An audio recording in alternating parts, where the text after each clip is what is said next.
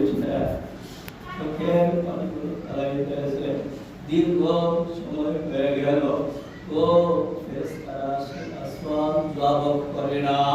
দীর্ঘ সময় পর জিবরাইল আলাইহিস সালাতু ওয়াস সালাম এসে বলেন, ইয়া নবী আল্লাহ, কেন বাড়ির দিকে রওনা দেন?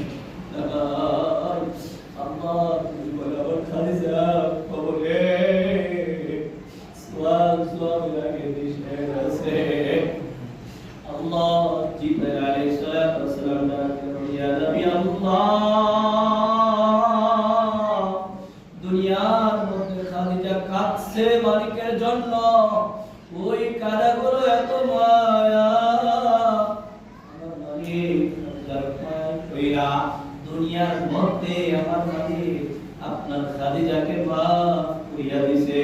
সুবহানাল্লাহ। আজান দে সেই খালিজার মালিক আল্লাহ, আমাদের মালিক আল্লাহ।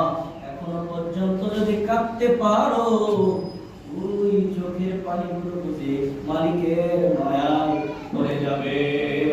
আল্লাহ তাআলা আমাদের সকলকে যতদিন দুনিয়ার মধ্যে থাকবো, ও ঘরের মা, হে বুড়া বাজার, হে ভাইরে, নামাজ পড়তে সারিও না, মালিকের মহব্বত সারিও না।